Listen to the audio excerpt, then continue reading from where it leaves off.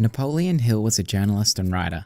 He was called in to visit Andrew Carnegie, one of the richest people in history. Andrew said to him, "I will open the doors to the 500 richest people in America so you can interview them, take all of their information, and put it into a series of books to help other young people be successful much faster. But I'm not going to pay you a penny. What will you do?" 46 seconds later, Napoleon said, "Okay, I'll do it." The result was a 250-page book called Think and Grow Rich. It's organized into the 13 steps to riches. Step 1. Desire. Not hope, not a wish, a strong, burning desire. This is perhaps the most important step, which is why Napoleon has put it at the beginning of the book. The 6 steps to transform desire into financial gain are 1. Fix in your mind the exact amount of money you desire. 2. Determine when you intend to start giving for the money you desire. 3. Establish an exact date when you intend to possess the money you desire. 4. Create a plan for carrying out your desire, then put it into action. 5. Write down the amount of money you desire, the date you will get it, and your plan to get there. Your statement could be, "I desire $1 million. I will attain it on September the 2nd, 2022. My plan is to sell 1 million pickles on a stick to wealthy tourists seeing the Sydney Harbour Bridge." 6. Read your written statement aloud twice a day. See and feel yourself already in possession of the money. Step 2. Faith. Faith is a strong, emotionally charged belief. Faith is a state of mind which may be induced or created by affirmations or repeated instructions to the subconscious mind through the principle of autosuggestion. You develop faith after you have mastered the 13 principles in this book, but especially autosuggestion, which we will learn from Step 3, autosuggestion.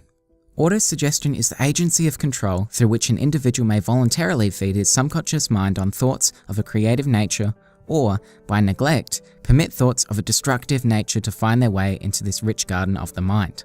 It supports the first 2 principles of desire and faith. Before you move on to the next steps, repeat the 6 steps from Step 1. When reading aloud your written statement, Napoleon stresses that you attach feeling and emotion to it because your subconscious mind only acts on thoughts that are emotionally charged. "I will become a millionaire selling pickles on a stick" means nothing if I don't have any faith or desire to do so. Step 4. Specialized knowledge. Let me ask you a question. Would you rather do 10 jobs valued at $10 an hour or 1 job valued at $100 an hour? A brain surgeon gets paid much more for his specialized knowledge rather than a jack of all trades with general knowledge who does plumbing, bricklaying, and gardening. Henry Ford was called an ignorant pacifist and summoned to court. They asked him questions like, how many soldiers did the British send over to America to put down the rebellion of 1776? Henry replied, "If I should really want to answer the foolish question you have just asked, or any of the other questions you have been asking me, let me remind you that I have a row of electric push buttons on my desk, and by pushing the right button, I can summon to my aid men who can answer any question I desire to ask concerning the business to which I am devoting most of my efforts. Now will you kindly tell me why I should clutter up my mind with general knowledge for the purpose of being able to answer questions when I have men around me who can supply any knowledge I require?" That's the power of a network. Successful people leverage the specialized knowledge of other people. Andrew Carnegie admitted he didn't know much about the technical side of his steel business, but he didn't need to because he had staff with that kind of knowledge. Step 5. Imagination. It has been said that man can create anything which he can imagine. Imagination is necessary to turn desire into real-world results. A real practical example I've seen of using imagination to gain riches was when I was heavily involved in the ebook publishing community.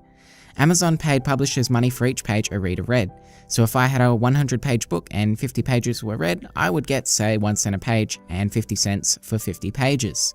Someone used their imagination and came up with the idea of translating the book into multiple languages, then including the translations in the English version. Without getting into the technicalities of how Amazon paid publishers, they were able to use this strategy to 10 times their profits. Regardless of ethics, it's a clear example of how imagination can make you wealthy. Step 6. Organized planning. If you are to get rich, you need a plan. Here are 4 things to keep in mind. Create a mastermind group or team, which is a coordination of knowledge and effort in a spirit of harmony between 2 or more people for the attainment of a definite purpose. Sorry about that, guys. 2. Decide what you can offer your mastermind team members in return for their cooperation. No one wants leeches that pick the brains of others without providing any value. 3. Meet with your team members twice a week and more often if possible. And 4, maintain harmony between yourself and every team member.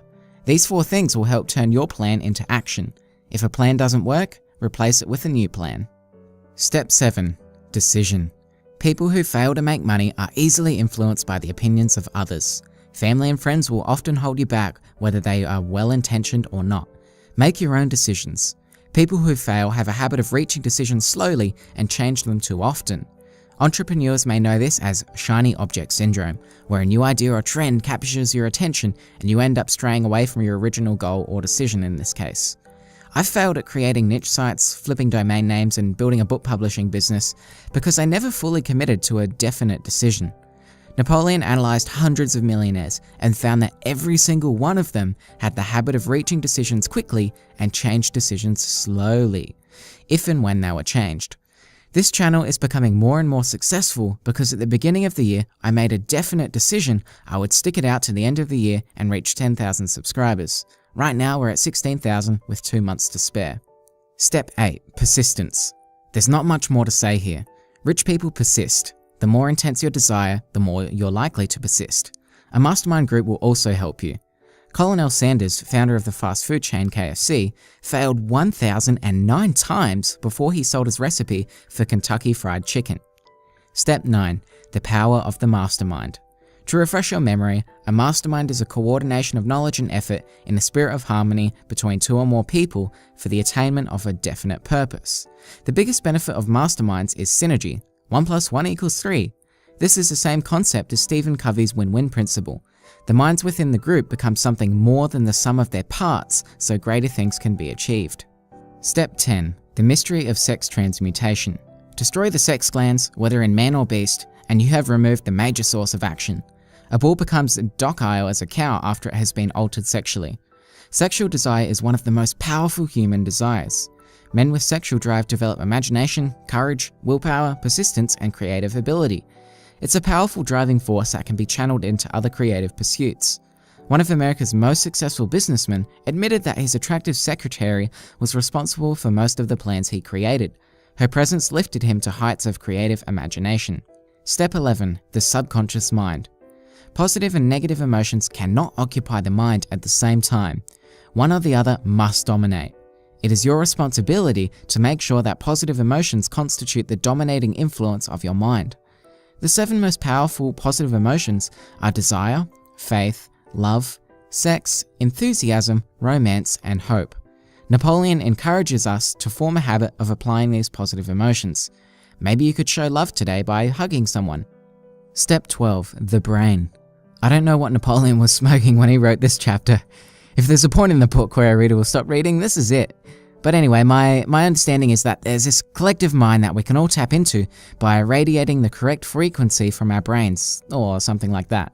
His explanations seem to be in line with ones of psychedelic experiences. I don't know what else to say about this one. If you've read the book, I'd be interested to hear your thoughts on this. There's one final step called the 6th sense, but according to Napoleon, the 6th sense defies description. It cannot be described to a person who has not mastered the other principles of this philosophy, because such a person has no knowledge, and no experience with which the 6th sense may be compared. I simply can't muster any practical wisdom from this chapter either, so with that said, let's review the 12 steps to riches we covered in this video.